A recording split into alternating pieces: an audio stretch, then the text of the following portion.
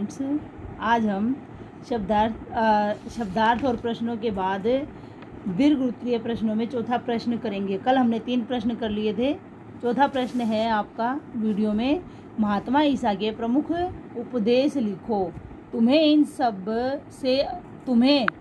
इनमें सबसे अच्छा उपदेश कौन सा लगा। हमने इस पाठ में उनके उपदेश पढ़े थे कि जब वो 40 दिन के अपने उसके बाद जंगल में रहकर उपवास करते हैं और ज्ञान की प्राप्ति होने के बाद एक पर्वत पर उपदेश देते हैं। तो जब उन्होंने पर्वत पर उपदेश दिए थे तो जो उपदेश दिए थे उनमें पहला उपदेश है, धन्य हैं वे लोग जो नम्र रहते हैं क्योंकि पृथ्वी का राज्य उन्हें ही मिलेगा। यह पहला उनका उपदेश था। दूसरा, धन्य हैं वे जो हृदय से पवित्र हैं क्योंकि उन्हें ही ईश्वर का दर्शन प्राप्त होगा।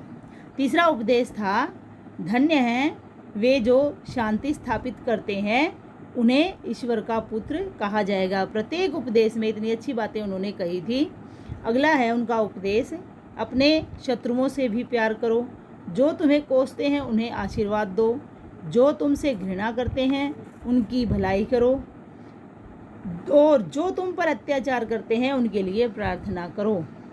अगला जो उपदेश था ये बहुत अच्छा उपदेश है उनका, हर एक के लिए यहाँ पर उन्होंने प्रार्थना करने का भाव रखा है।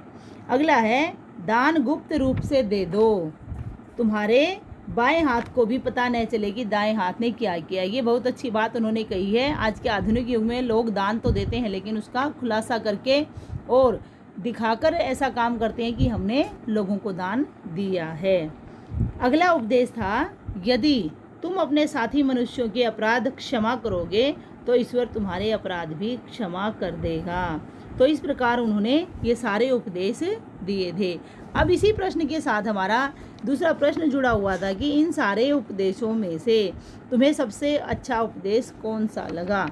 तो इन उपदेशों के अनुसार जो मुझे सबसे अच्छा उपदेश लगा है वो है, अपने शत्रुओं से भी प्यार करो, जो तुम्हें कोसते हैं उन्हें आशीर्वाद दो, जो तुमसे घृणा करते हैं उनकी भलाई करो और जो तुम पर अत्याचार करते हैं उनके लिए प्रार्थना करो। क्योंकि इस उपदेश में उन्होंने सबके लिए एक समान भाव रखा है। तो मुझे उनके सारे उपदेशों में यही उपदेश अच्छा लगा है। यदि आपको इन सारे उपदेशों में से और भी कोई उपदेश अच्छा लगता है तो आप अपनी इच्छा से उसे लिख सकते हैं, आपके ऊपर कोई बंदिश नहीं है। तो इन सारे उपदेशों में जो आपको अच्छा लगे वो भी लिख सकते हैं, नहीं तो जो मैंने बताया है वो आप लिख सकते हैं। तो इस प्रकार आपके चौथे प्रश्न में 2 प्रश्न थे तो दोनों मैंने आपको बता दिए हैं। आशा है आप सभी को ये प्रश्न समझ में आया होगा।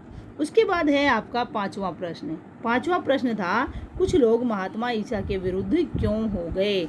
हमने पाठ में भी पढ़ा था कि कुछ लोग जो है महात्मा ईसा के विरुद्ध हो गए थे क्योंकि जब उन्होंने उपदेश दिए तो बहुत से लोग उनके अनुयायी बन गए थे और इसी कारण अनुयायी बनने के कारण उनकी जो है प्रसिद्धि या वो फेमस हो गए थे चारों तरफ। तो वो कुछ लोग जो है जलने लग गए थे, उनसे ईर्ष्या करने लग गए थे और इसके साथ साथ जो रोमन्स थे उनके साथ भी ईसा मसीह की मित्रता थी और वो उनके प्रति उदारवादी या थोड़ा सा सहानुभूति वाला दृष्टिकोण रखते थे। तो मुख्य कारण था ईसा मसीह का उनके लोगों का उनके विरुद्ध होने का। तो प्रश्न के अनुसार अब उत्तर की भाषा देखिए, कुछ लोग महात्मा ईसा के विरुद्ध इसलिए हो गए क्योंकि रोमन्स से उनकी मित्रता थी और वे उनके प्रति उदारवादी दृष्टिकोण रखते थे, अर्थात उनके मित्र होने के कारण वे उनके साथ थोड़ी हमदर्दी रखते थे और यही कारण था कि लोग उनके विरुद्ध हो गए थे। अगला प्रश्न देखिए, छठा जो प्रश्न है आपका, ईसा मसीह को क्या दंड दिया गया। पाठ में पूरा का पूरा पाठ इस चीज़ के ऊपर है। पहले वो जो है इतने अच्छे आदमी थे और बाद में उनके विरुद्ध होने के बाद लोगों ने उनके प्रति शिकायत की तो उनको जो है मृत्यु दंड दिया गया था। तो इस प्रश्न का उत्तर बनेगा, ईसा मसीह को क्या दंड दिया गया, प्राण दंड दिया गया था। उसके बाद आपका अगला जो प्रश्न है वो है, ईसा मसीह के जीवन की घटनाओं को अपने शब्दों में लिखो। तो ये पाठ हमने सारा पढ़ा ही है और आप जानते भी इसमें कौन कौन सी घटनाएं आई हैं। तो यह प्रश्न जो है आप अपने शब्दों में स्वयं लिखेंगे।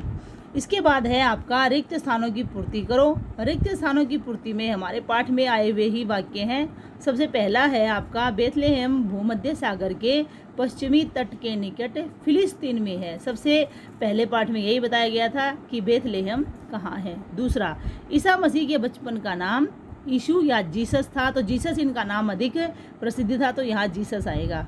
तीसरा है आपका ईसा मसीह के उपदेशों को सुनकर अनेक लोग उनके अनुयायी बन गए। उसके बाद है ईसा मसीह को प्राण दंड का आदेश हुआ, अभी अभी हमने प्रश्न में भी यही जाना है। और अंतिम खालिस्तान है आपका, उन्हें अपना क्रूस खुद उठाकर ले जाना पड़ा। तो इस प्रकार आज आपके प्रश्न पूरे होते हैं। लिखित कार्य में आपको ये प्रश्न जो हैं करने हैं, और कार्य आपका साफ, सुंदर और स्पष्ट होना चाहिए, लिखावट भी सुंदर होनी चाहिए, और सभी का कार्य पूरा भी होना चाहिए। इससे आगे हम कल करेंगे। आपका दिन शुभ हो। धन्यवाद।